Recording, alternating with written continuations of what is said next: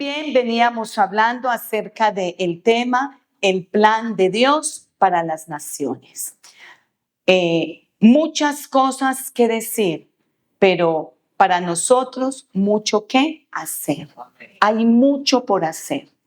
Hemos hecho, pero falta mucho por hacer, ¿cierto?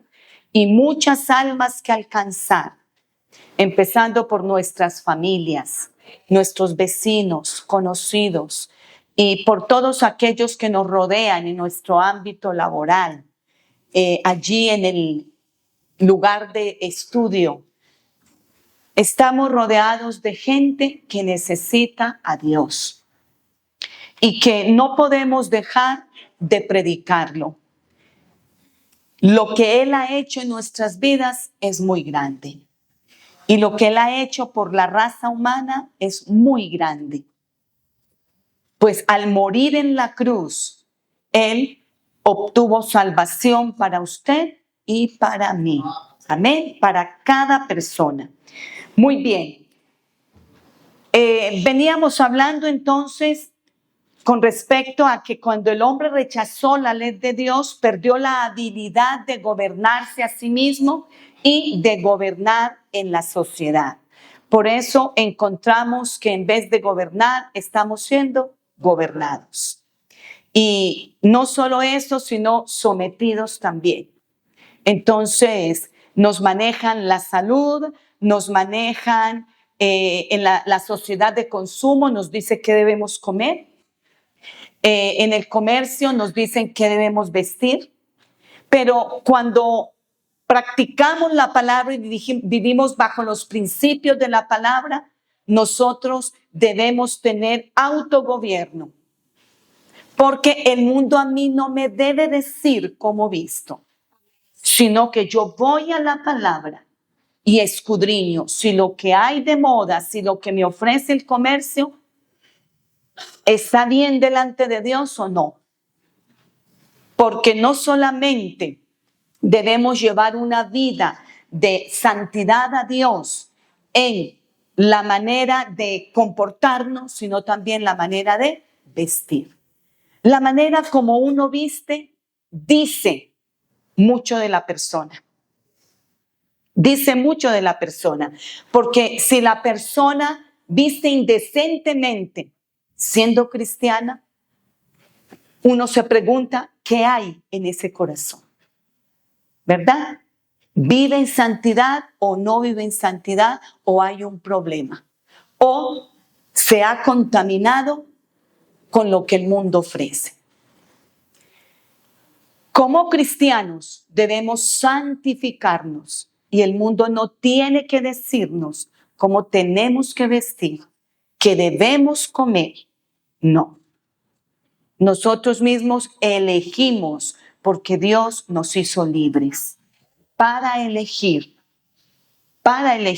sabiamente, vestir sabiamente, comportarnos sabiamente, comer aún con sabiduría. Que esto que yo voy a comer me hace daño, yo no lo puedo comer. Pero no, esto me hace daño, no, pero ¿qué le hacen? No. Autogobierno, cuidar este templo que es del Espíritu Santo.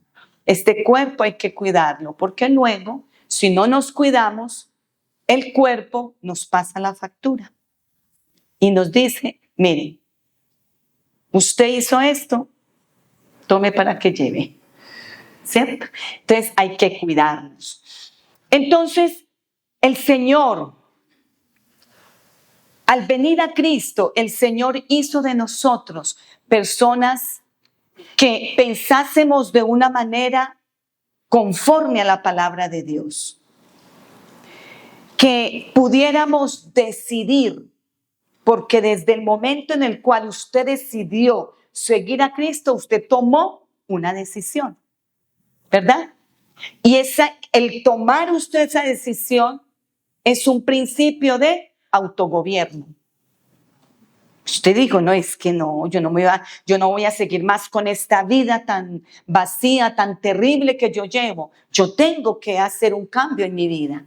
Amén. Y fue así como recibimos a Jesús y empezamos un tiempo de autogobierno, donde aplicamos ese principio a nuestra vida. Entonces, usted no tiene que vivir una vida desdichada. Usted no tiene que vivir en depresión ni en opresión. Cristo lo hizo libre y usted tiene que tomar esa condición de libertad que Dios le dio. Condición de libertad y autogobernarse. Muy bien. Entonces, como el hombre había perdido esa habilidad de gobernarse a sí mismo y de gobernar la sociedad, como consecuencia entonces vino la tiranía pública y la opresión y reinaron a través de hombres pecadores. Ahí fue donde habíamos quedado, ¿verdad? Quiero continuar porque me parece muy importante este tema también. Pero ¿qué pasó? A través del ministerio y muerte de Jesucristo fue restaurado a la humanidad tanto el poder para el autogobierno como el gobierno civil. Jesucristo restauró esa condición en el hombre. Y esto es el resultado de lo que Cristo hizo. La conversión de las almas es el resultado. Dice Isaías 53, su generación, ¿quién la contará? Y Isaías 53 habla del sufrimiento del Mesías, cuando pagó un precio por nosotros. Y dice, ¿y su generación quién la contará? Es incontable. Es incontable. Entonces somos el producto de lo que Cristo hizo por nosotros en la cruz. El enfoque entonces de Cristo primeramente fue la libertad interna y también la libertad externa. Esa libertad, usted tiene que actuar bajo libertad. Vivimos en un mundo en el cual el mundo está oprimido.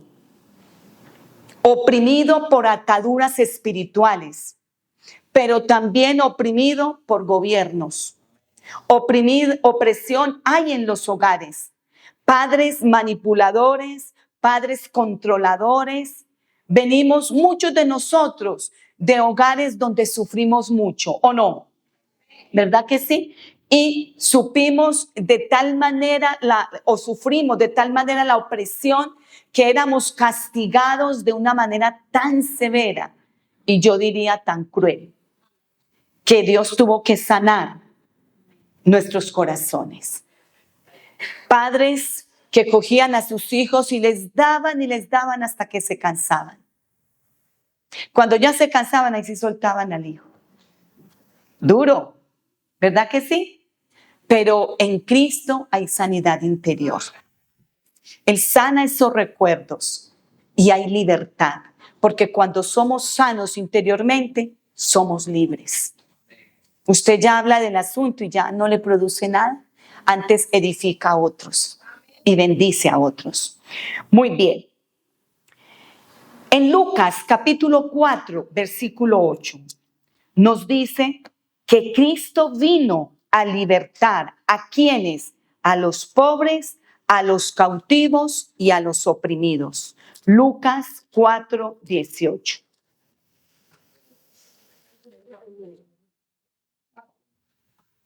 El Espíritu del Señor está sobre mí, por cuanto me ha ungido para dar buenas nuevas a los pobres. Me ha enviado a sanar los quebrantados de corazón, a pregonar libertad a los cautivos y vista a los ciegos, a poner en libertad a los oprimidos, a predicar el año agradable del Señor. El Espíritu del Señor es cuando Jesús dio esta palabra, el Espíritu de Dios estaba sobre Jesús. Y dice, lo había ungido para hacer su ministerio aquí en la tierra. El ministerio de Jesús es el modelo de los ministerios que deben existir en la tierra. Son el modelo. Los siervos de Dios están puestos por Dios para libertar los cautivos, para sanar los corazones quebrantados y para sacar a libertad a todos aquellos que están cautivos, cautivos en cadenas espirituales y en cárceles espirituales. Entonces nos dice allí, el Espíritu del Señor está sobre mí, está hablando Jesús, por cuanto me ha ungido para dar buenas nuevas a los pobres. Los pobres viven en opresión por la economía, por la escasez, por el hambre. Y a veces no tienen los suficientes recursos. Los pobres sufren, pero Dios nos ha enviado a ellos. Muchos de nosotros éramos de escasos recursos económicos, pero llegamos a Jesús y Él cambió nuestras vidas y nos dio buenas noticias. Primeramente, te doy la salvación y segundo, te voy a bendecir materialmente. Entonces Él vino a dar esa libertad, porque Él también da libertad financiera. ¿Cuántos están conquistando esa libertad financiera? ¿Cuántos están viendo la bendición de Dios en sus hogares y en sus vidas? ¿A cuántos se les ha abierto esa puerta? Porque Dios la ha abierto, esa puerta en la economía. ¿Cuántos? Porque Dios abre esas puertas. Entonces Él vino a dar buenas noticias. ¿A quién? A los pobres. El evangelio para los pobres son buenas noticias. Amén. Dígalo conmigo. El evangelio para los pobres son buenas noticias. Entonces Él vino para dar buenas nuevas a los pobres y nosotros como siervos de Dios debemos llevar a los pobres buenas noticias. Hay esperanza. Entréguele su vida al Señor.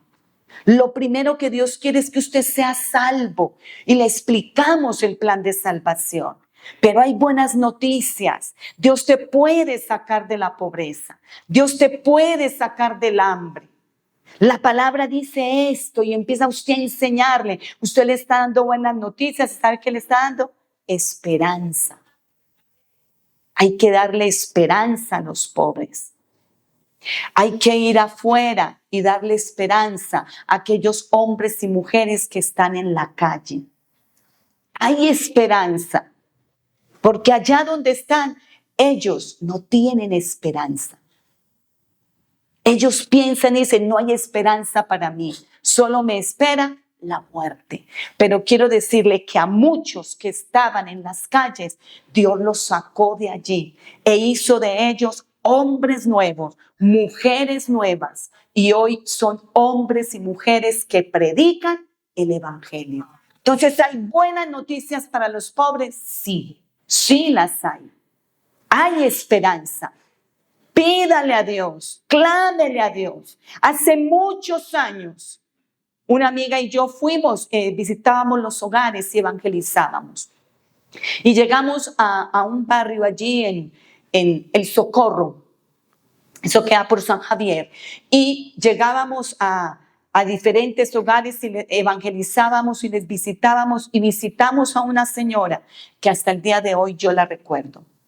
Y llegamos allí a su hogar y empezamos a visitarla, a hablarle de Dios, y cada 8 días íbamos, hermanos, en una situación económica difícil, que si abría uno la nevera no encontraba nada. Y oramos y ella dijo, yo quiero que oren por mí, para que Dios provea y bendiga en mi hogar. Claro que sí, vamos a orar. Y oramos. A los 8 días esa mujer estaba feliz contándonos y diciendo, ya mi nevera, hay alimento en mi nevera. Y ella reconocía que era Dios. Hay esperanza para el pobre. Diga conmigo, hay esperanza para el pobre. Pero esa esperanza se llama Jesús de Nazaret. Él es la esperanza. Pero lo que más le interesa a Él es salvar esas almas. Porque Él les puede dar comida, pero se pueden perder. Los puede enriquecer, pero se pueden perder. Entonces, cuando vaya y les predica a los pobres, dígales, hay esperanza en Jesús, pero lo primero que Él quiere es que tú le entregues tu corazón a Él y seas salvo. Y ya luego Dios te va a bendecir, te va a proveer lo que necesitas. Amén. No cambiemos el orden de las cosas, porque a veces somos responsables de que la gente cambie el orden de las cosas. Y les decimos, ven a Cristo que Él te va a bendecir económicamente. Ven a Cristo que Él te va a prosperar. Ese no es el mensaje. El mensaje es, ven a Cristo que Él te quiere salvar. Cristo primero llegó a la necesidad del hombre de salvación. Y ya luego la parte física o la parte material. Amén. Entonces hay buenas noticias para los pobres, nos dice ahí. Y esas noticias para ellos les va a traer libertad. Diga conmigo, Dios quiere libertar los pobres. ¿De qué los quiere libertar? Diga conmigo, de la pobreza espiritual y de la pobreza material. Amén. Hay un orden. Me ha enviado a sanar los quebrantados de corazón. ¿Cuánta gente quebrantada? En Colombia sabemos en la historia todo lo que ha pasado, y más con los grupos alzados en armas. Hermanos, tantos secuestros, tantas violaciones, como los mismos grupos alzados en armas están reclutando menores de edad y los quieren entrenar y los quieren introducir en la selva y los quieren convertir en lo que ya sabemos. Esas madres quedan con sus corazones heridos, anhelando el regreso de sus hijos. Muchos de ellos ya no saben de ellos, años desaparecidos, nadie les dice nada. Usted mismo sabe a través de las noticias cómo sacan aún carteles y sacan la foto de la persona desaparecida, 10 años, 20 años. Corazones quebrantados. De diferentes formas están quebrantados esos corazones. Quebrantados por la escasez, porque saber que no tengo nada que darle a mis hijos y que mis hijos están llorando y diciéndome, mamá o papá, no tengo hambre, y no darles de comer. Muy duro. Entonces eso produce también heridas. La escasez produce heridas en el corazón. Y Dios quiere sanar a todos. Mire lo que dice ahí. Algunos. Me ha enviado a sanar a los quebrantados de corazón. A todos aquellos que estén heridos en sus corazones, Dios los quiere sanar. Pero Él requiere de instrumentos. ¿Y saben quiénes son los instrumentos? Cada uno de nosotros. Dios nos quiere enviar a los hogares, nos quiere enviar a los niños, a los jóvenes, a todo tipo de personas. Vaya y sane esos corazones. Pero como decía el pastor José, es así. Primero tenemos que ser sanados nosotros para poder ir y sanar a otros. Ser restaurados nosotros para que podamos ir y restaurar a otros. Entonces, preocúpese y trabaje en su vida para ser restaurado. ¿Sabe por qué? Porque usted es el instrumento que Dios requiere para ir y sanar a otros. Amén. Dígalo conmigo. Él ha venido a sanar los quebrantados de corazón, a pregonar libertad a los cautivos. Hay gente cautiva. Hay gente en prisiones espiritualmente. Usted mismo sabe, usted y yo sabemos que ha aumentado estadísticamente, y los psicólogos que hay acá, no sé quiénes son, Lina, no sé si estará por ahí, Lina, tú también, saben la gente cómo está en este momento y en qué condición. ¿En qué condición emocional? Y todo lo que está pasando en el país produce angustia para mucha gente, produce preocupación. Tanta preocupación que aquellos empresarios o personas ricas ya no están en el país. No, vámonos de aquí. Angustia, preocupación, aflicción. Hay mucha gente cautiva y el enemigo está haciendo estragos en los hogares, está haciendo estragos en los pueblos. Usted y yo sabemos a través de las noticias qué está pasando en el Cauca. ¿Estamos enterados? Se están tomando las fincas, los grupos alzados en armas. Los mismos soldados, el mismo ejército, no tienen refuerzos, no tienen ayudas. No, las armas que tienen, nada que comparar con lo que tienen los grupos alzados en armas. Están desarmados. Pero cuando yo veo eso, yo le digo, Señor, aunque este hombre está desarmando el ejército, yo sé, Señor, que hay armas más poderosas, como dice la palabra, porque las armas de nuestra milicia no son carnales, sino espirituales, poderosas en Dios para la destrucción ¿de qué? De fortalezas. Amén. Dios se va a glorificar en Colombia. Yo sé. Y los pastores sabemos. Y muchos de ustedes saben porque Dios también se revela a sus vidas. Él va a hacer algo que nos va a sorprender aquí en Colombia. Él lo va a hacer. Aunque Él desarme la población, diga conmigo, Dios arma la población colombiana. Esas armas, comparadas con las armas de Dios, no son nada. Son jugueticos. Porque las armas que nuestro Dios tiene, estudie el Antiguo Testamento. Sepa qué hacía Dios cuando hacía descender granizo del cielo, cuando hizo descender fuego del cielo, cuando hacía escuchar a sus enemigos, uy, ahí viene Israel, y eran así pasos y sonidos de caballos que venían como un gran ejército, y esos ejércitos enemigos salían huyendo, corriendo, porque los iban a acabar. Estudie la historia bíblica y sepa quién es Dios. ¿Quién es Él?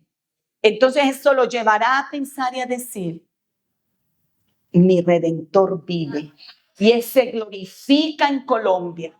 No veo lo que muchos ven, no veo. Nosotros como iglesia no podemos ver con ojos naturales, sino con ojos espirituales. Así que no sea como Giesi, porque si es como Giesi nos toca orar y decir, Señor, por favor, abre los ojos de este Giesi para que vea lo que realmente está pasando, porque no veía.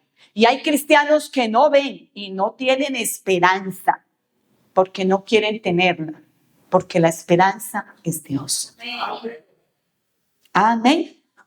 Entonces, estas personas están en una situación de aflicción, de tristeza. No. Dese fortaleza a usted mismo. Y si tiene que hablarse a usted mismo, háblese. Y si tiene que exhortarse a usted mismo, exhórtese. ¿Qué te pasa, Lupita? ¿Qué te pasa? ¿Dónde está tu fe? ¿Dónde está tu esperanza? Cree en el Señor lo que Él hará. Confía en Él. ¿Qué dice el Salmo 34? Confía en Él y Él hará. Amén. Entonces, confiar en Él. Cuando yo estoy como débil, como cansada, yo inmediatamente clamo a Dios y le digo, dame la fortaleza porque tú eres mi castillo, mi refugio, mi esperanza. Ayúdame. Y viene esa fortaleza del cielo. Amén. Entonces se tiene que fortalecer en Dios. Su fe no puede debilitarse y no puede estar mirando todo lo que está a su alrededor, porque se pone a mirar todo lo que está alrededor, le pasa como a Pedro. Se hunde. No puede hundirse. Usted no se puede hundir antes, salga a flote. Amén. Salga a flote. Entonces, a pregonar libertad, ¿a quiénes? A los cautivos. ¿Está cautivo hoy usted? Sea libre, porque Cristo libera. y saca de la cárcel esa alma angustiada, preocupada, dolida, esa alma amargada, quizás con resentimientos, con odios, quizás con malos recuerdos. Usted puede ser libre, pero crea que puede ser libre. A pregonar entonces libertad a los cautivos y vista a quienes, a los ciegos. Abra los ojos de los ciegos con el evangelio. Abra los ojos de los ciegos. Cuando llegamos a Cristo, a nosotros se nos quita esa venda y comenzamos a ver la realidad que tenemos que ver. A poner en libertad a quienes, a los oprimidos. ¿Será que hay mucha gente oprimida? En Cristo hay libertad. En Cristo hay libertad. Ore, haga guerra espiritual y vaya y consolide para que Dios le use y liberte a los oprimidos. Muy bien. Y por último dice a predicar ¿qué? El año agradable del Señor. El año agradable de Dios. Los tiempos de refrigerio que Dios envía. Los tiempos de avivamiento. Los tiempos de lluvia allí en San Cristóbal, ¿verdad? Esos tiempos de lluvia, esos tiempos de refrigerio, esos tiempos donde venimos a la presencia de Dios a llenarnos, ¿para qué?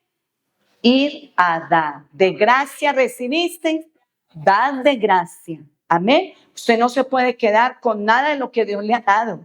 Tiene que ir a darlo. Dígale a su vecino, no te quedes con nada de lo que Dios te ha dado. Tienes que ir a dar. Amén. Entonces, ahí en Lucas capítulo 4, versículo 8, el mensaje de Jesús fue libertad para quienes, los pobres, para quienes más, los cautivos y para quienes más, los oprimidos. Jesús entonces comisiona a sus discípulos y les dice, id y haced discípulos a todas las naciones. Matthew Henry afirma que la intención principal de la Gran Comisión es, escuche esto, hacer lo máximo para hacer a todas las naciones, naciones cristianas. El objetivo del cristiano debe ser, mi barrio tiene que ser cristiano. Amén. Mi cuadra tiene que ser cristiana. Mi familia tiene que ser cristiana. No hay nada imposible.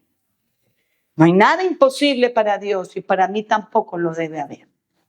No hay nada imposible. Si esa es su meta, todo lo que nos propongamos en el nombre de Jesús, lo podemos lograr. ¿Lo cree usted? Lo podemos lograr, pero hay que dar pasos. Si no damos pasos, usted se queda estancado. Pero si usted da pasos, puede lograr muchas cosas. Dé pasos. Tenga carga por su barrio, tenga carga por su ciudad, tenga carga por Colombia. Usted tiene que tener aquí en su corazón esa carga, aún por las naciones de la tierra. Infórmese de las naciones, en qué condiciones están. No solamente orando por ellas, sino también haciendo posible que esas naciones se conviertan en naciones cristianas. Eso fue entonces lo que Jesús quiso decir. Vayan, claro, y hagan discípulos a todas las naciones, enseñándoles que guarden todas las cosas. Y he aquí, ustedes no van solos. Yo estoy con vosotros todos los días hasta el fin del mundo. Yo voy delante de ustedes. Yo abro camino. Ustedes pueden cruzar mares, pueden cruzar ríos. No teman, porque yo estoy con ustedes. A donde quiera que vayan, prediquen el evangelio, hagan discípulos. No es solamente evangelizar y abandonar al discípulo, no. Hay que atenderlo, hay que cuidarlo, hay que orar por esa persona. En la medida, en lo más posible, porque desde luego hay gente que no deja que no le ayude. Pero aquellos que están ahí pendientes, escuchándole, recibiéndole y recibiendo de ustedes administración, haga su trabajo, haga, que Dios hará el de él. Pero eso sí, acompañe eso con oración, guerra y ayuno. Usted no pide eso como si fuera un profesional, no. La obra de Dios no la podemos manejar así. La obra de Dios se maneja en compañía con el principal, el Espíritu Santo. Porque uno hace una parte, pero lo principal lo hace él. ¿Ven? Entonces, eso fue lo que Jesús quiso decir. Hacer discípulos a las naciones significa hacer lo máximo para hacer a todas las naciones. ¿Naciones qué? Cristianas. El mismo apóstol Pablo lo comprendió al escribir allí en Primera de Corintios, capítulo 6, versículo 2. Primera de Corintios, capítulo 6, versículo 2. Y nos dice así. Leamos desde el versículo 1. ¿Osa alguno de vosotros, cuando tiene algo contra otro, ir a juicio delante de los justos y no delante de los santos? ¿O no sabéis que los santos han de juzgar al mundo? Y si el mundo ha de ser juzgado por vosotros, ¿sois indignos de juzgar cosas muy pequeñas? ¿O no sabéis que hemos de juzgar a los ángeles? ¿Cuánto más las cosas de esta vida? Si pues tenéis juicio sobre cosas de esta vida, ¿ponéis para juzgar a los que son de menor estima en la iglesia? Del capítulo 5 al capítulo 6 está tratando él una situación de inmoralidad en la iglesia de los Corintios. De tal manera que si usted lee, está hablando de una situación de fornicación. Y los cristianos estaban permitiendo esa situación y allí en la iglesia estaban permitiendo eso. Es cierto que la gente llega con una vida desordenada y muchos llegan en fornicación. Pero deben ser conscientes que deben arreglar sus vidas con Dios. Y que en determinado tiempo, si no lo hacen, el pastor los debe llamar a cuenta y decirles, hermanos, porque son personas que comienzan a caminar con Dios, pero van posponiendo y posponiendo. Entonces no podemos ser partícipes de tales cosas. Debe poner su vida en orden. Lo que está haciendo no le agrada a Dios. Y uno les pregunta, ¿usted quisiera que sus hijos también vivieran en fornicación? ¿Sabe qué le dice? No. ¿Cierto? Le contestan a uno ahí mismo, no, yo no quiero eso. Y entonces, ¿por qué no toma medidas? ¿Por qué no arregla su situación? Entonces, no permitir. Y esto era lo que estaban viviendo allí en la iglesia de Corinto, una situación de fornicación. Y dice en el capítulo 6 que los cristianos o la iglesia allí no estaba tomando las medidas que debía tomar. No estaba llamando a cuenta a tales personas. Y dice, ¿no saben ustedes que un día vamos a gobernar en el mundo? Diga conmigo, será en el tiempo del milenio. Gobernaremos.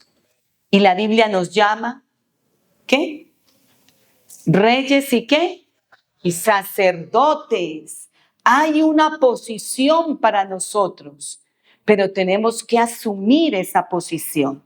Dice allí entonces, ustedes no hacen nada, pero sí quieren llevar estos asuntos afuera a los impíos, para que ellos digan lo que ustedes tienen que hacer. Como cristianos, no debemos poner nuestros asuntos de la iglesia y exhibirlos afuera. En mi casa, cuando yo me convertí al Señor, no sabía nada de la iglesia. Yo les compartía de Dios, pero yo no decía, mire, imagínese que fulanito allá en la iglesia pasó esto y esto con él. No, yo no tengo que llevar los asuntos de la iglesia a mi hogar. No. Y Dios está hablando. No tenemos que esperar que otros impíos y gente pecadora nos juzgue a nosotros que somos cristianos. ¿Qué es eso entonces? No es autogobierno. Estamos permitiendo que otros vengan y opinen y hagan y digan lo que hay que hacer. Es como la pareja cuando se casa. La pareja cuando se casa ya decidieron formar un hogar. Los suegros no tienen que estar metidos ahí opinando, diciendo, es que tiene que hacer esto con el niño, es que tiene que hacer esto con la niña. ¿Cómo se le ocurre? Mire, no, y su esposo, no, y su esposo. No tienen que estar. Y la hija no tiene que decir, mire, papá, estoy sufriendo con este hombre, mire, o él yendo donde la mamá, esto me pasa. Y aquí hay parejas jóvenes. La vida se lleva privada. Y lo que necesiten consultar, pedir asesoría, acuden a sus autoridades espirituales. Tampoco usted va a decir, bueno, imagínese, pastor, que discutí con mi esposo de qué ropa me ponía. ¿Qué le va a llevar ese asunto al pastor? Por Dios. No. Ustedes van aprendiendo en el camino, aprendiendo a madurar, y hayan asuntos que haya que tratar, asuntos graves o asuntos que se les salga a la mano, van y piden asesoría a los pastores, a las autoridades espirituales. Pero usted no puede llevar sus asuntos de su hogar a sus suegros que son impíos para que los juzguen a ustedes. Si en algún momento ellos se dan cuenta sin que usted abra la boca, porque hay mujeres que dejan al esposo en la calle, allá en la familia, en medio de la familia, y lo que se gana el esposo son los enemigos de la esposa contra él, o viceversa. No. Nuestros asuntos, hay un dicho popular que dice, los trapitos, ¿cierto que sí? Pero muchos no los lavan en la casa, van donde los suegros a lavarlos o van donde el vecino. No. Si decidieron casarse, formar un hogar, se supone que son personas maduras, van a aprender, Dios les va a ayudar. Si necesitan asesoría pastoral, la van a pedir, pero van el hombre a amarrarse bien sus pantalones y asumir responsabilidades. Y juntos sacar el hogar adelante, con la ayuda del Señor. No deje ni lleve asuntos suyos a que otros de afuera estén decidiendo o en un momento dado opinando y diciéndole esto es lo que usted tiene que hacer. No, no, no. Hay que ser prudentes, hay que manejar una vida privada y los asuntos los arreglamos aquí dentro del hogar. Amén. Aprendamos todo esto que nos va a ayudar para bien. Nos va a ayudar para bien. Y entonces el asunto con el apóstol Pablo fue ese. Y les dice, ¿no saben ustedes que vamos a gobernar? Entonces, no dejen que los de afuera los juzguen a ustedes. Antes ustedes tienen que ser cabeza para los de afuera. Tienen que orientar a otros. Muy bien.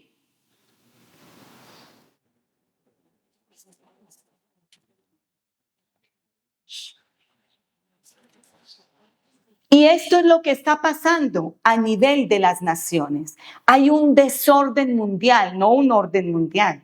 Hay un desorden. Hay un desorden en los hogares, hay un desorden en las ciudades. Hermanos, por donde usted mire, hay corrupción. Todo lo que se está destapando en Colombia, impresionante. Por donde usted mire, hay corrupción. Entonces hay una degradación, pero la iglesia tiene que ir adelante, siendo una iglesia gobernada. Una iglesia que cada uno se gobierna a sí mismo y a sí mismo también poder ser útil en la sociedad para gobernar a otros. Aquí hay personas que son jefes de personal, quizás en sus empresas, o que son personas profesionales y tienen sus propias oficinas.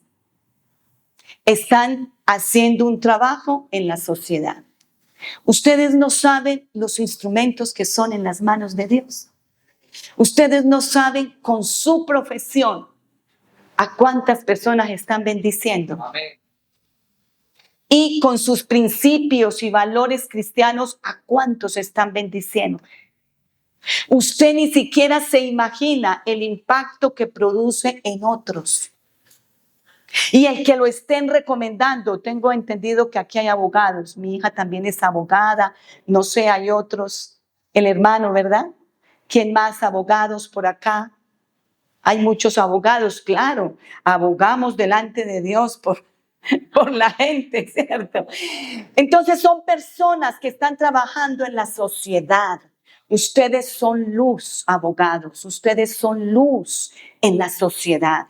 Y Dios quiere levantar más, porque ustedes y nosotros sabemos que no hay justicia en Colombia. Y Dios los quiere usar para hacer justicia. Y su mano debe ser una mano dura. ¿En qué sentido?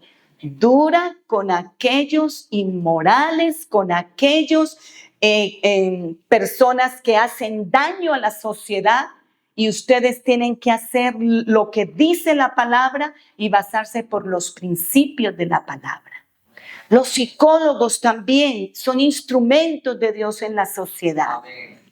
Dirigiendo la gente y enseñándole no lo que aprendieron en la universidad, que a veces son cosas que están fuera de lugar, sino lo que dice la palabra. Miren, todo lo que estamos viendo y lo que está pasando, usted lo debe pasar por acá. Esto es lo que están diciendo, ¿sí? ¿Qué dice la palabra? Esto es lo que nos manda. Amén. Esta es la palabra la que nos gobierna, no el mundo, no los hombres, no la gente, porque debemos ser cabeza. Y la cabeza es la que manda, no los pies, o los pies mandan. Es la cabeza la que manda.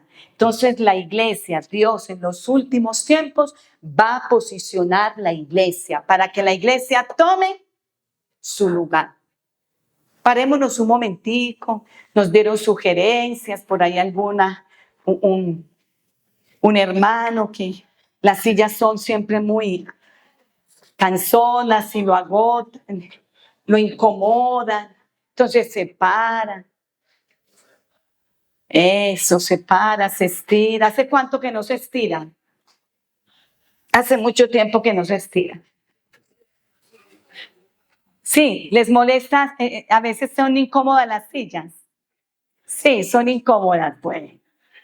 Pero ahí vamos. Israel permanecía toda una mañana, hasta mediodía y hasta la tarde, parados, mujeres, hombres y niños, adorando a Dios. O sea, nosotros somos una generación más cómoda, más confort. Ya, descansaron. Bueno, algunos de pronto porque también se entume uno la parte de atrás. Se la entume. Sí, se entume. Se para uno y no la siente. Ya pueden tomar su lugar, ya se estiraron. Bueno, muy bien. Bueno, yo les dije que se pararan y luego de sentar, no que conversaran. Bueno, muy bien. Continuamos para que terminemos. Cristo enseñó para que enfocáramos nuestras oraciones no en el cielo, sino en la venida de su reino en la tierra. Hágase tu voluntad en la tierra como se hace en el cielo. Jesucristo vino a traer el reino de Dios a la tierra. Y escuchen, aquí lo dejó. ¿A través de quién? De la iglesia. Nosotros hacemos parte del reino de Dios. Y con nosotros está Jesucristo. Y Él trajo el reino de Dios en la tierra. Y el reino de Dios gobierna a través de la iglesia. Por eso me parece muy importante y estoy de acuerdo. Creo que fue el pastor José que dijo, en este tiempo se necesitan reformadores porque la iglesia está desviada. Entonces Dios levanta, cuando la iglesia va perdiendo su rumbo, entonces Dios levanta reformadores que cojan la iglesia y la sigan, la cuadren. ¿Verdad que sí? Volver a la palabra, predicar el evangelio. Se ha dejado de predicar el evangelio. Se ha dejado de hacer. Hemos trabajado aquí mucho en la iglesia con respecto a las redes sociales, a la tecnología. La tecnología es de bendición cuando la usas como una herramienta para tu vida que te edifique y que te bendiga. Y cuando puedes usarla como una herramienta de evangelismo para llevar el evangelio a cuánta gente podemos llegar a través de la tecnología, a través de estas redes sociales. Pero Dios no quiere que la iglesia se exhiba para tomarse fotos. Dios no quiere que la iglesia se exhiba para caer en tentaciones, para caer en redes, para caer en unas situaciones de aún personas inmorales que lo que pretenden es hacer daño a los niños, a los jóvenes y a todo tipo de personas porque nada se le escapa al diablo. Él trabaja. Nosotros tenemos que trabajar más. Si Él trabaja, nosotros tenemos que trabajar más. Amén. Amén. Entonces, es importante que nosotros reconozcamos eso y que entendamos que somos llamados por Dios para llevar el reino de los cielos a las naciones de la tierra, porque Dios quiere gobernar la iglesia y gobernar ¿qué? Las naciones. Pero las va a gobernar a través de nosotros. Somos sus instrumentos. Yo creo que en esta convención eso queda muy claro. Amén. O sea que usted tiene que salir de aquí como un rey. ¿A qué? A gobernar, amén. A gobernar con el evangelio, con los principios y los valores de la palabra de Dios. Mateo 6, del 9 al 10.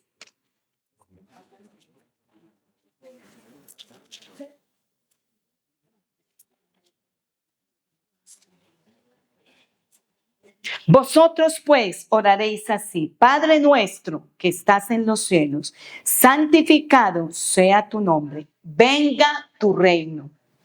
¿Cuántos en sus oraciones oran para que el reino de Dios se esparza por toda la tierra? Por toda la tierra.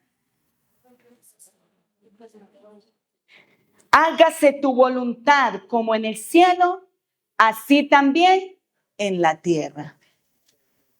¿Puede decirlo conmigo? Venga tu reino. Hágase tu voluntad como en el cielo, así también en la tierra. Amén. Donde haya una iglesia que camina con Dios, que vive para Dios, que predica el evangelio, el reino de Dios está en ese barrio, el reino de Dios está en esa ciudad, el reino de Dios está en esa nación. ¿Creen ustedes que el reino de Dios está aquí en el centro de Medellín? ¿Creen ustedes que el reino de Dios está en San Cristóbal, en Sopetlán? ¿Dónde más? Santa Fe de Antioquia. Pueblo Rico.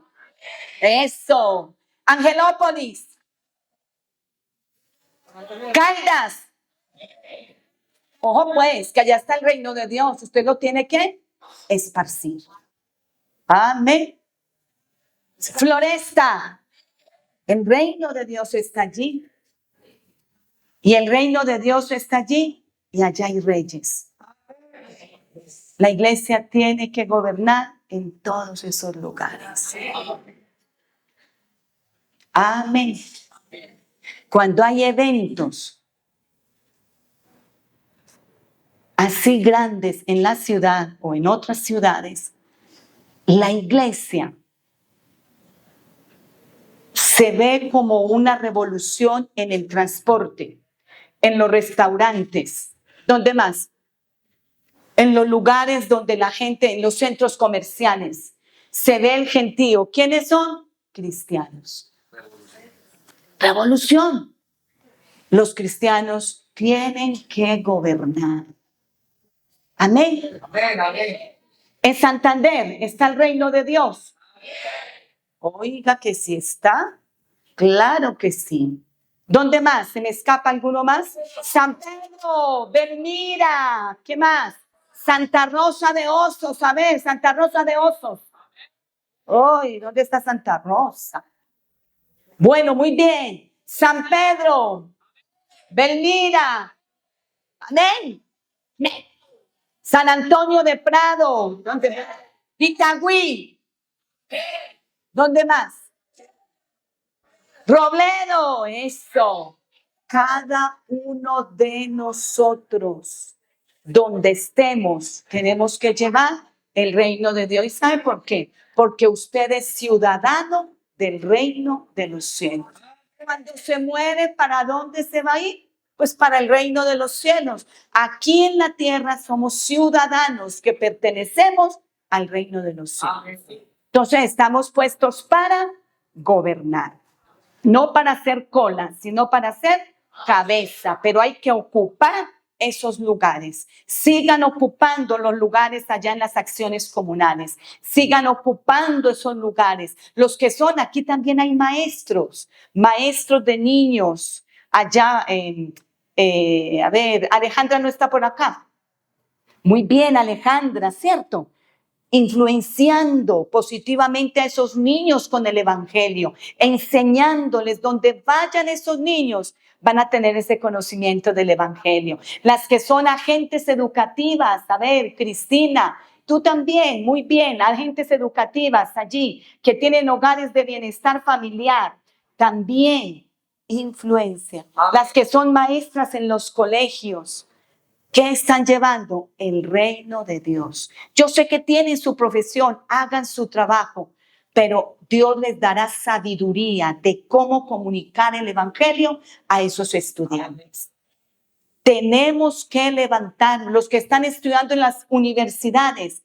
¡Qué bendición! Pueden ser luz allá en la universidad. Los que están en las universidades, levanten sus manos. Bueno, ya algunos salieron, están en la universidad muy bien. Están estudiando carreras técnicas, tecnologías, todo en todos esos campos. Soy la representante de grupo. Usted ahí está ocupando un espacio y puede ser luz allí en el colegio, en la escuela. Hay niños aquí en la iglesia que allá en la escuela son luz. Les predican a las maestras. Los niños les predican a las maestras. A eso nos ha llamado Dios. Yo creo que esta generación de los últimos tiempos, hermanos, tenemos que agarrarnos fino porque Dios nos va a pegar una sacudida, tremenda sacudida, para que hagamos la obra de Dios. No nos podemos detener. Amén. Si no hacemos el trabajo, otros lo van a hacer, pero no el de nosotros, el de ellos. Las naciones a través del mundo no han sido enfrentadas con la verdadera teología bíblica, la teología de la libertad. Y de esta manera han sido cada vez más engañadas por los contraataques filosóficos de Satanás. Usted va a encontrar muchos compañeros, son ateos. Usted va a encontrar compañeros con unas ideas.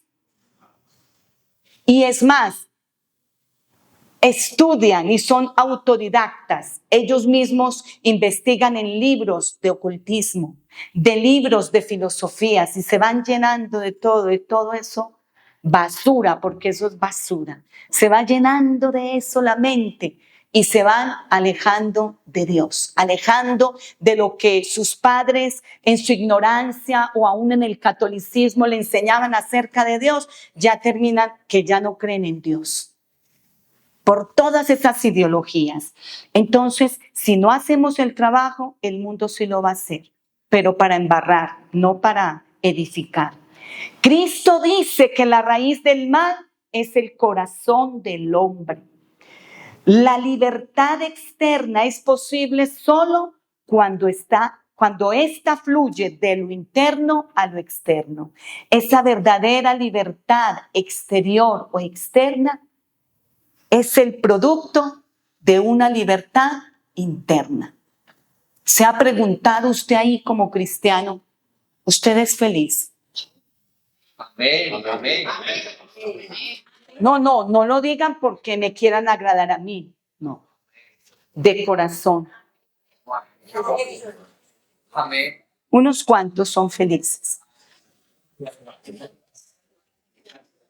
Se tiene que preguntar.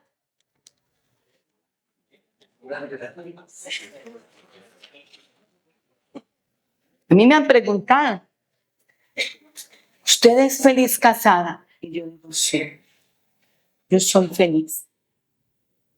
Uno en el matrimonio tiene situaciones difíciles, pero si uno ama a su pareja y pasa esas situaciones, uno puede decir, yo soy feliz. Ahora, si todos esos 10 años, póngale 8 años, usted ha vivido mal y solamente 2 años, como que se están componiendo, usted dice, no, pues sí, realmente yo no soy feliz. 8 y 2. Sí, cierto. Uno analiza. Deje que Dios los rescate y los cambie, porque ¿sabe qué? Si ha perdido el amor a su pareja, Dios lo puede renovar. Dios restaura hogares, restaura matrimonios, restaura familias. Dios lo hace, hermanos. A mí me han preguntado eso y yo sí. Yo soy feliz. Y también uno de mis hijos en una oportunidad me preguntó, mamá, ¿usted no se ha arrepentido de haber tenido tantos hijos?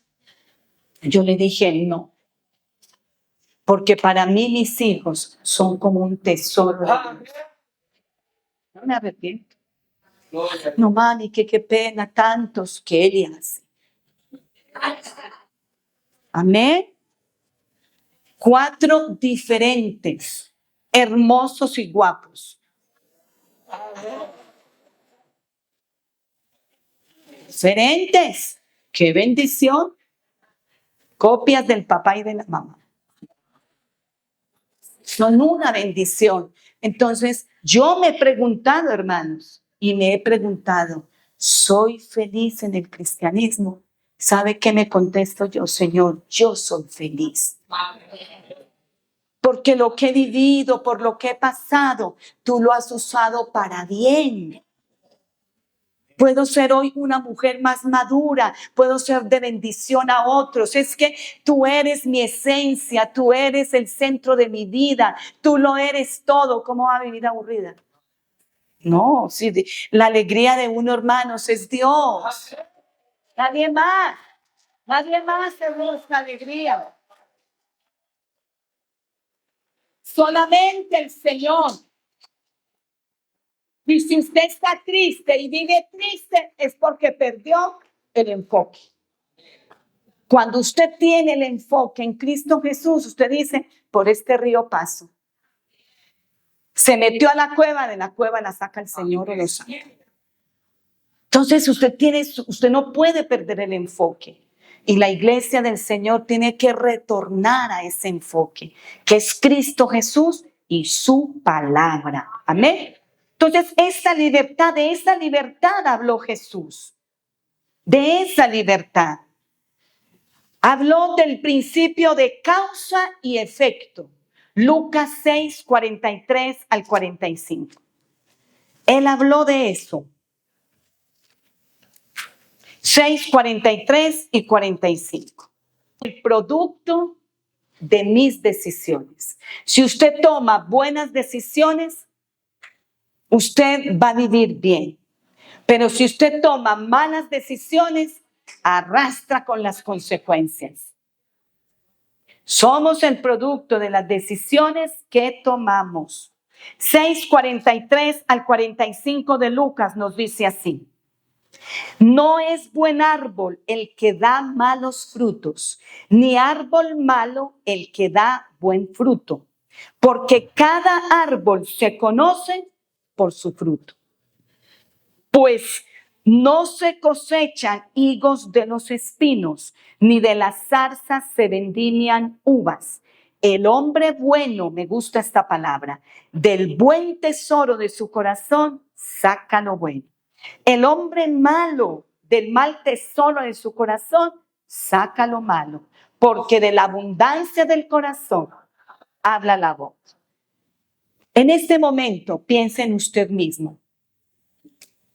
Piense en todo lo que usted hace, desde que se levanta hasta que se acuesta, de la familia que tiene, del servicio a Dios que hace allí en la iglesia o fuera de la iglesia. ¿Quién es usted? ¿Cómo se define usted? ¿Qué personalidad tiene? ¿Qué temperamento tiene? Mejor dicho, le pregunto, ¿quién es usted?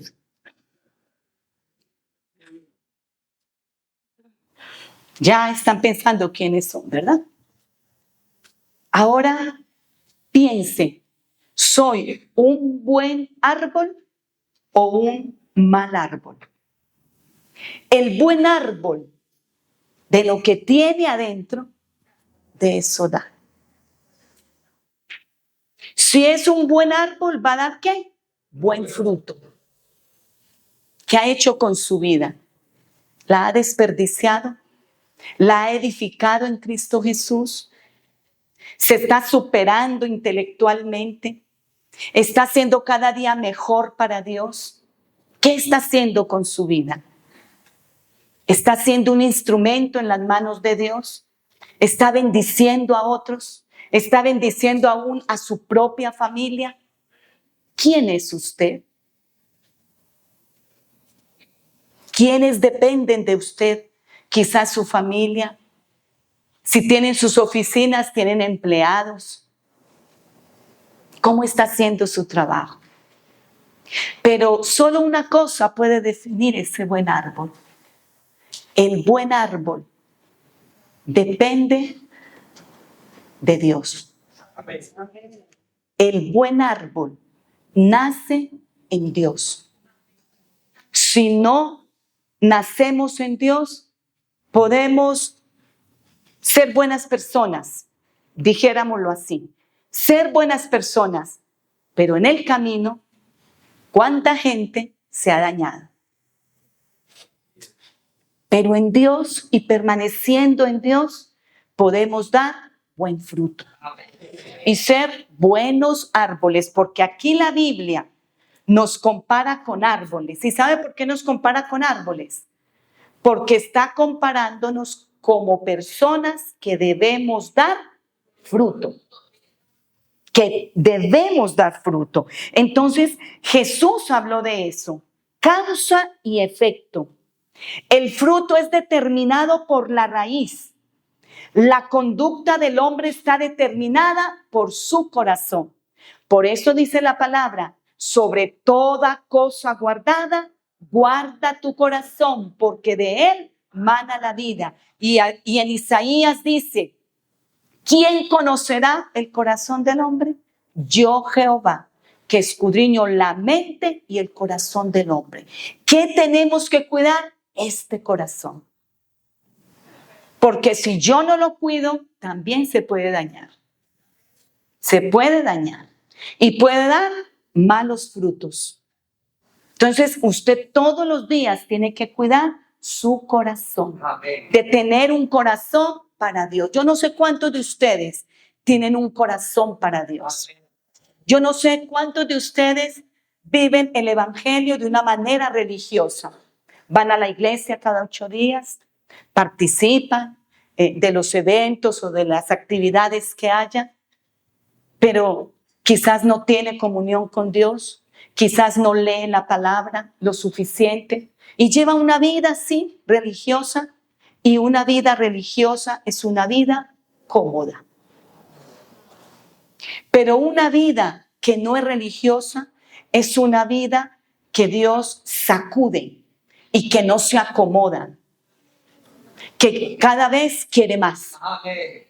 que quiere alcanzar más. Amén. Entonces, ¿cuántos de nosotros tenemos un corazón para Dios? Usted no puede responder ahí. Si tiene un corazón para Dios, para que pueda dar buen fruto. Amén. Lo externo es determinado por lo interno. Lo que usted es lo va a demostrar exteriormente. Y aunque usted quizás en un momento dado aparenta ser lo que no es, Dios va a mostrar quién es usted verdaderamente.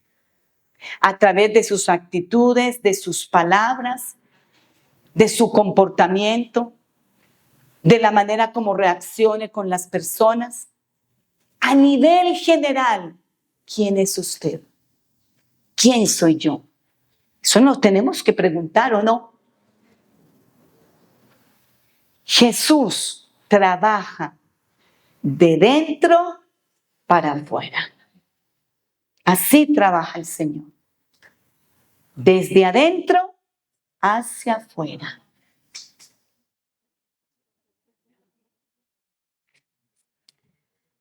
Entonces, en medio de la sociedad podemos concluir que el cristianismo es la fuerza real, esencialmente necesaria para crear y preservar un gobierno libre y justo. Yo sueño con un gobierno cristiano en Colombia. Amén.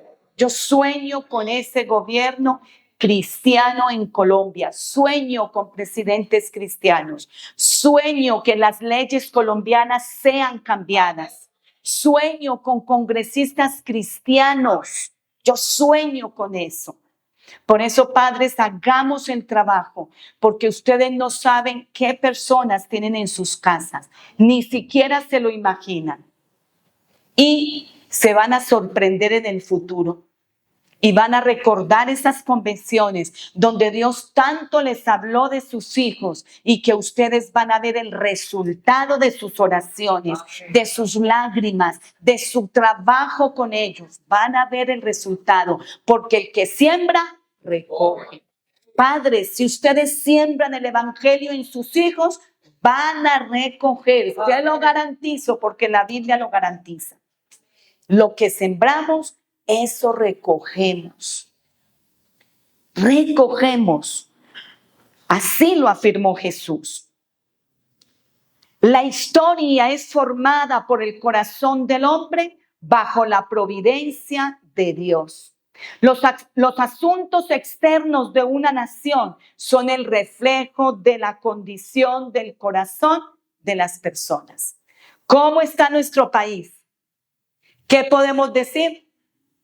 Colombia necesita a Dios. Amén. En Colombia hay mucho pecado, pero también la Biblia nos da esperanza. Donde abunda el pecado, sobreabunda la gracia. ¿Lo creen? Sobreabunda la gracia. Entonces, todo lo que se ve en el exterior de este país, todo lo que el reflejo, la corrupción, las ciudades siendo invadidas por grupos alzados en armas, las pandillas, la prostitución, la brujería que está cogiendo una fuerza, el satanismo, todo este daño que le están haciendo a los niños allí en las escuelas, en los lugares educativos. ¿Qué podemos decir? Colombia está mal. Colombia necesita a Dios. Pero también creemos que con la ayuda del Señor, este país puede cambiar. Pero necesita hombres que hagan que este país cambie. Porque a través de la historia Dios usó hombres que cambiaron naciones. Las cambiaron. Amén. Cuando usted llegó a Cristo, usted hizo posible que su familia cambiara. Oh. Que el evangelio llegara a ellos y que hoy ellos tuvieran el conocimiento de Dios y se convirtieran al Señor. Yo creo que aquí hay familias que se han convertido al Señor. Anoche o antenoche mirábamos un video de este hombre de Dios, Nicky Cruz. No sé si lo conocen. Bobby Cruz es el salsero. Sí, son hermanos. Eso sí, claro. Eso, hermano, muy bien. Sí, sí, señor. Mire, este Nicky Cruz, Dios lo salvó. Y concluyó diciendo, era pandillero, era terrible. No les voy a contar más para que se vean su historia. En una película, se llama La Cruz y el Puñal, para que la vean. Excelente. Y si tienen conocidos que son pandilleros, recomiéndeles esa película. Es especial. Y este hombre concluye diciendo que él se convirtió al Señor. Luego su mamá, luego su papá y sus hermanos se convirtieron a Cristo. Amén. Cuando el evangelio llega a un hogar, llega a cambiar. Amén. Por eso somos responsables de dar buen testimonio en el hogar, para que nuestra familia quiera conocer a Dios. Muy bien. Charles Rowling del siglo XVIII expresó: Dios es soberano sobre la historia, pero trata con las naciones que dependen del corazón y la acción del pueblo. Dios es soberano sobre la historia, pero trata con las naciones. Dios está tratando con las naciones. Hermanos, Dios está tratando con Colombia. ¿Lo creen? Como trató con Venezuela. ¿Será? Aquí hay venezolanos, levanten la mano los venezolanos. Oh, bien. Muchas bendiciones para ustedes. ¿Creen ustedes que hay una luz de esperanza en este momento allá en Venezuela? Yo le decía a mi esposo, mi amor, hace años, hacíamos unas guerras por Venezuela, las bárbaras. ¡Qué guerras tan poderosas! Y teníamos y tenemos a Venezuela aquí en el corazón. No somos venezolanos, pero somos hermanos, países hermanos. Y unas guerras tremendas y derribando esos principados. Pasan años, pero ya se ve una luz de esperanza. Dios está cambiando ese país. Y el enemigo tendrá que huir de Venezuela. Amén. Pero también, sí, ya vino también aquí a Colombia. De aquí también lo sacamos. Diga conmigo, sale de Colombia. En el nombre de Jesús, sale de Colombia. Dios dispone todos los eventos como supremo Dios y soberano. Él es el que se encarga. No crean que Dios como que esto se le salió de las manos. No, Dios tiene el control de las naciones porque Él es el gobernador de las naciones. Amén. Si quieren, interviene. Si no quieren, no interviene. Cuando quiera, Él interviene. Donde quiera y a través de quien quiera, Él interviene. ¿Quién detiene a Dios? Nadie. Nadie lo puede detener. Entonces Él es el Dios supremo y soberano. Él determina el destino de los reyes y la duración de los imperios. Él es quien los detiene. Amén. Y entonces, ¿qué pasó aquí, Señor, en Colombia? Dios permitió esto. No se mueve una hoja sin la voluntad de Dios, ni la hoja de un árbol sin la voluntad de Dios. Todo lo que pasa, Dios lo ha permitido, porque Él tiene un propósito. En nuestras vidas, cuando uno a veces sufre en las pruebas, uno llora y sufre y uno dice, Señor, ¿pero qué es esto? Y viene esa palabra de Romanos 8:28. Y sabemos que a los que aman a Dios, todas las cosas les ayudan. Esto es, a los que conforme a su propósito son llamados. Entonces hay propósito para las pruebas. Diga conmigo, hay propósito de parte de Dios para las pruebas. Hay propósito. Y lo más importante, Dios está con nosotros. Amén. Dios está con nosotros. Él transfiere el gobierno de los reinos de una nación a otra por los tratos injustos y la maldad cometida allí. Él es quien transfiere. Quita reyes y pone reyes. Amén. ¿Creen ustedes que Dios quitó a Basti y puso a Esther? ¿Creen ustedes que Dios quitó a Belsasar y puso a los medos y a los persas? Amén. Dios lo hizo. Quitó a Babilonia y puso ¿a quién? A Siria. Dios es el que quita reyes y pone reyes. Entonces, ¿qué está pasando en Latinoamérica? Pues Dios está teniendo un trato con Latinoamérica. Porque de un momento a otro nos llenamos de izquierdistas, presidentes izquierdistas. ¿Qué está pasando aquí? Dios es soberano y Él trata con las naciones por su maldad, por la criminalidad, por las leyes que van contra naturaleza. Dios está tratando y castigando las naciones, porque Él castiga. Amén. Él castiga. George Bancroft, historiador norteamericano del siglo XIX, dijo, Dios está en la historia y toda la historia tiene una unidad porque Dios está en ella. ¿Dios está en la historia? Sí. Dios está en la historia. Es el autor de la Biblia y el autor de la historia. Y la Biblia así lo demuestra y nos dice quién es Dios. Vamos a mirar Hechos 17, del 24 al 26. Hechos 17, del 24 al 26. Vamos a leer solo algunos versículos porque ya va llegando mi tiempo de finalizar.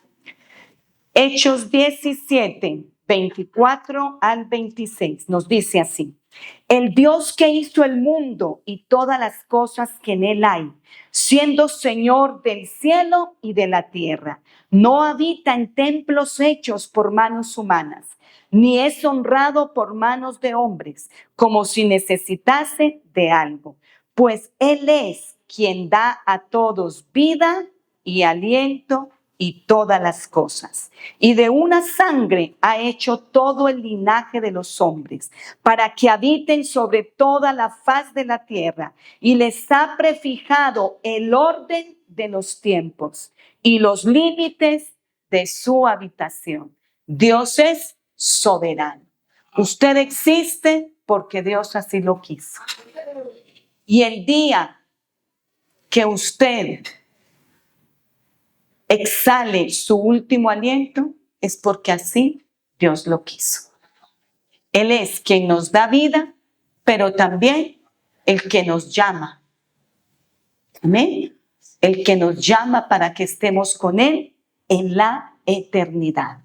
Miremos también 1 de Timoteo 6, 15 y 16. Me parecen versículos muy importantes, porque usted tiene que entender y comprender a quién está siguiendo. Usted no está siguiendo a ningún aparecido. Usted no está siguiendo a alguien pequeño. Usted está siguiendo a un Dios muy grande. 6, 15 y 16 nos dice así. La cual a su tiempo mostrará el bienaventurado y solo soberano, Rey de reyes y Señor de señores, el único que tiene inmortalidad, que habita en luz inaccesible, a quien ninguno de los hombres ha visto ni puede ver, al cual sea la honra y el imperio sempiterno. Amén. Él le dice en la Biblia de quién es Dios. Amén. Proverbios 16, del 9 al 10. Vamos a ir a Proverbios. 16, del 9 al 10. El corazón del hombre piensa su camino, mas Jehová endereza sus pasos. Oráculo hay en los labios del rey, en juicio no prevaricará su boca. Bueno, muy bien. Vamos a ir a Job 12:23. Nos vamos a devolver. Job 12:23. Y nos dice así: Él multiplica las naciones y Él las destruye. Esparce a las naciones y las vuelve a reunir. ¿Qué quiere decir eso? Dios es soberano.